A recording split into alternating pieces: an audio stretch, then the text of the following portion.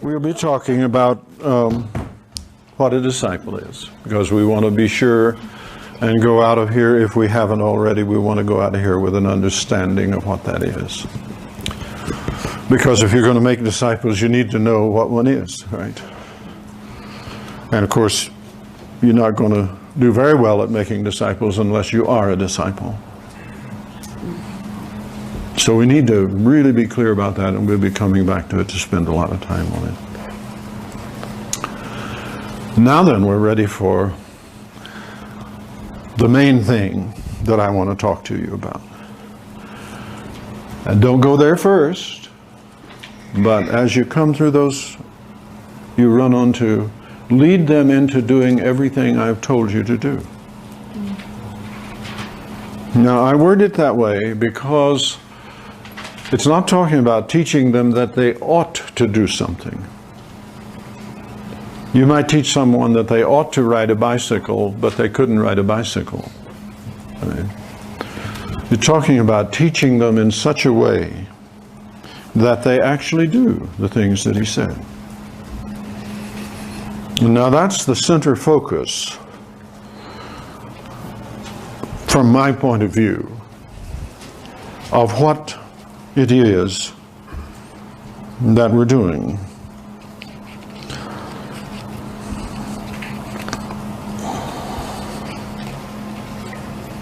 You have some objectives of the course here in your handout.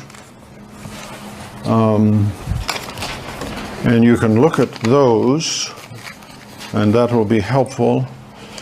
The wording that I'd like to use now for these sessions, here's my ambition. That students would see clearly how, on an experiential basis, they can actually approximate in real life to Mark 12:30 through 31. Now, do you know those verses? Mark 12:30 through 31. This is the lawyer questioning Jesus about what is the great commandment. You remember that, I'm sure. And Jesus' answer was, "Thou shalt love the Lord your God with all your heart, with all your soul, with all your mind, and with all your strength." Now, stop a moment and ask yourself, what does that mean to do that?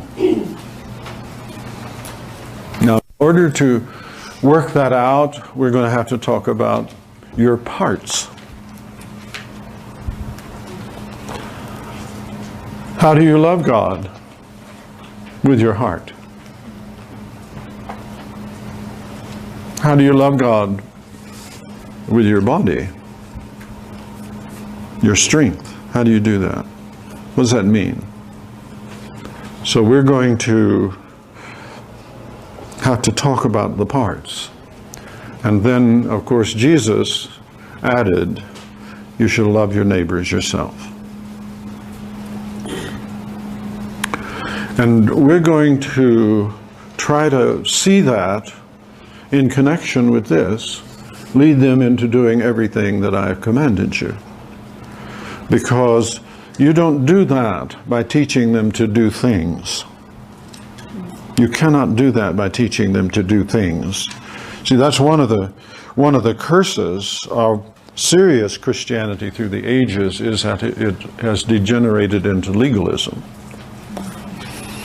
And most of the denominations, if you look at them, you will see that they have taken a few points in Jesus' teaching and put them in terms of actions that people must do, and have identified holiness in terms of doing those things. And often it comes out quite comical, like in what kind of clothes you wear. Now, in saying it's comical, I don't want to be nasty, but frankly, a lot of the legalism that people creep into is comical. You think God ever laughs?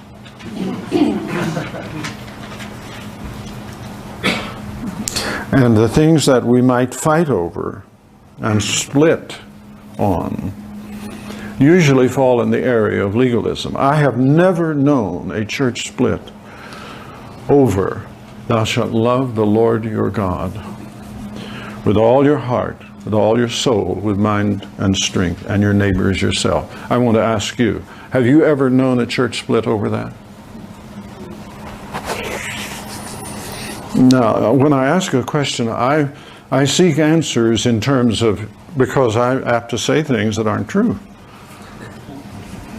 And so, you know, that's, as James said, you folks who are teachers are in real trouble. You remember that? You're bound to say a lot of stuff that's false. Now, if I knew the things I was saying that are false, I wouldn't say them. But I don't know that in many cases. So you may know of a church split. One side said, we believe, and maybe even practice, that you should love God with all your heart, soul, mind, and strength, and your neighbor as yourself. And the other side said, no. No. And they said, well, okay, then we can't worship with you. We're just going to go down the road and start another one, or maybe even another denomination. Now, don't you think that's an interesting fact, that we don't split over that sort of thing? Because what that shows is the things we do split over tend to be legalisms.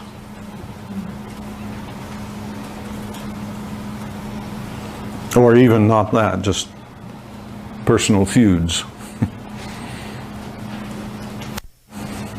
So when we look at that passage now, and really everything I'm doing from my point of view, and as far as my intentions are clear to me, everything I'm doing in these days now is related to that phrase.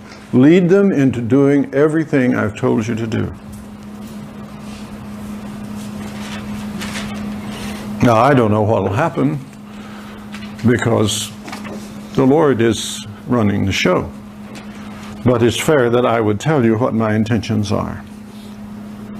And my intention is to get each of us to a place to where we could look at a teaching that Jesus has given and say, I know how to teach someone,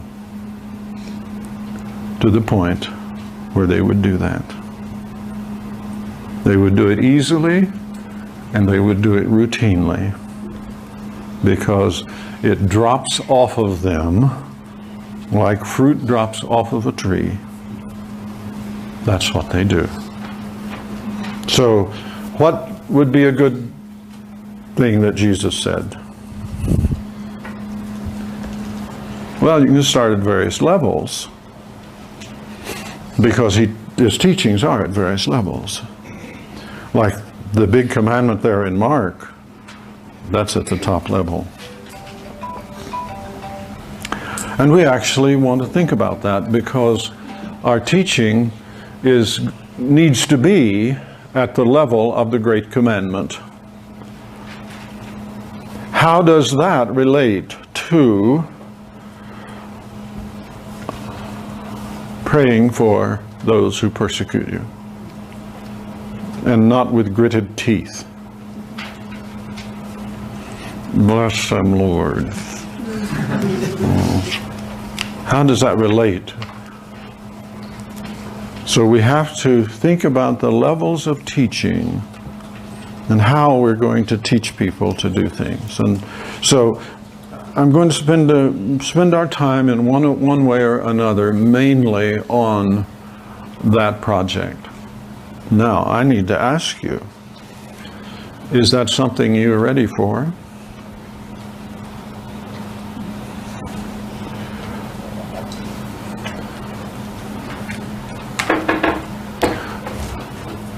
There's some chairs over here, and one right there.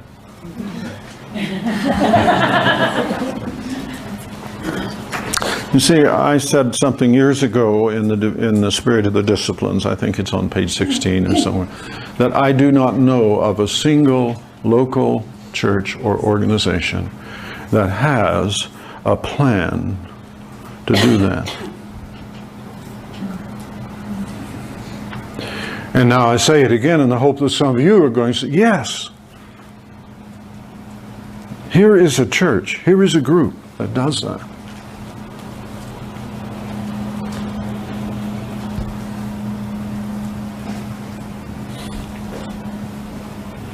That actually teaches people how to do the things that Jesus says. And again, various levels, because sometimes he's talking about anger, and sometimes he's talking about turning the other cheek. See, those are different levels. You see that?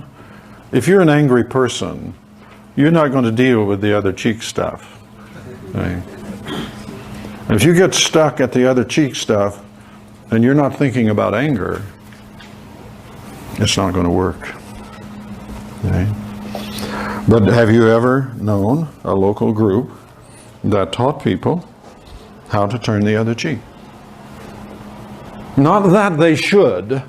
We have lots of that and huge amounts of guilt around it. Like, interestingly, one of the main functions in practice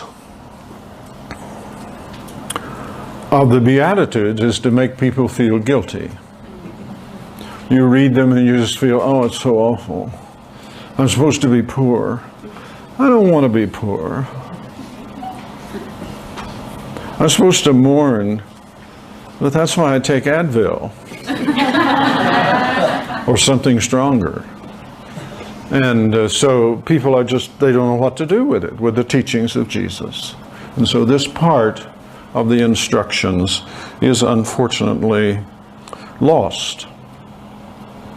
Now, I've asked you to do a lot of reading that has bearing on this, but the main thing that I want to make clear to you now, and perhaps it'll help you pull together the things that you did in your reading or are doing in your reading, which strikes many people as very strange when they pick up William Law's book on a serious call to a devout and holy life.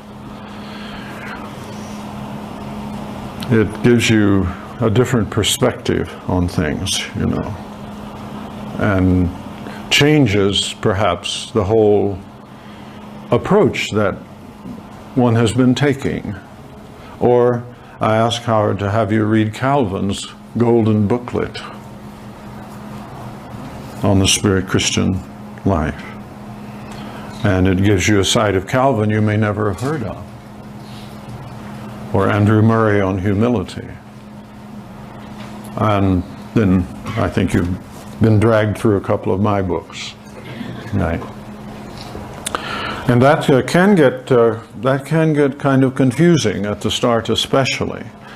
But if you understand, the project now is to bring us to the place to where this would look like business as usual, and not something that we have trouble coming to grips with or relating to what we're actually doing in our project or in our life. If we can shift that mental approach to what we're doing as Christians and make that the heart of what, then we have a different world emerging. And you have to imagine what it would be like, for example, where the main membership of our churches and our organizations were comfortable with doing the things that Jesus said out of a life, a heart, a mind, a soul, and so on, that made them routine. See, what we're looking for is easy, routine obedience. Easy, routine obedience is the kind of obedience you do without thinking about it. Right? When it's appropriate, it's just there. See, someone who plays the piano, for example, they get a lot of things down to routine obedience. And as a result, they hit the right notes at the right time. That's the outcome of what they have internalized.